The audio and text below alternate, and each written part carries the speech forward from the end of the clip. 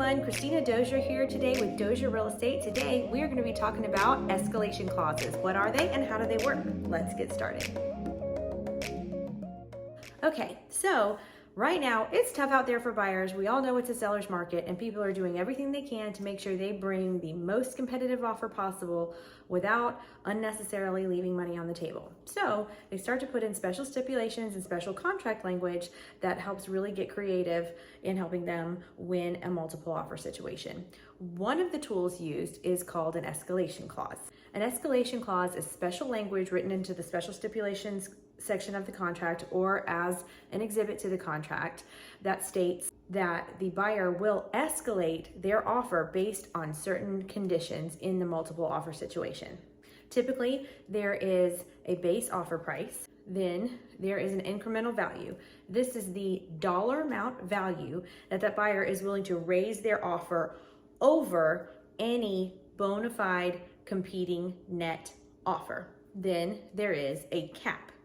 So you may want to offer $300,000 for a home, but you're willing to go up by increments of $3,000 up to $315,000. So if the competing offer is $305,000, your escalation clause would engage, and that means your offer has now automatically become $308,000. Say a competing offer was $314,000, your offer would now be $315,000 because even though you chose that $3,000 increment, you said you didn't want it to go up over $315,000. So in that way, we help the buyer to compete with a quickly changing situation without constantly rewriting offers or leaving money on the table if there weren't actually competing offers. There are a few caveats to an escalation clause situation that I feel like more people should know and understand, and so I want to make sure that I'm describing to you all in detail here today. First off, any competing offer has to be a bona fide arm's length transaction. That is specifically written into the language that I put into my escalation clauses. So what that means is that has to be a valid offer. It can't be an offer that somebody drummed up or that they had their friend kind of write up but is bogus. If that were to be proven, then there's recourse to make sure that the buyer doesn't end up overspending if their escalation clause engaged unnecessarily. Also, it's really important to note that in most escalation clause language, and certainly in mine, it also says that the buyer will escalate their offer over a competing offer's net value.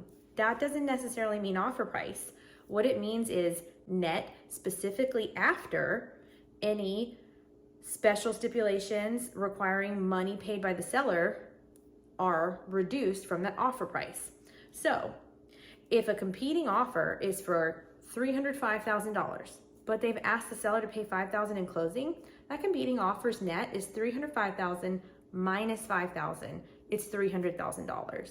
It can sound complicated, but with the right realtor on your team who deeply understands the market and creative ways to negotiate, it could be a winning strategy.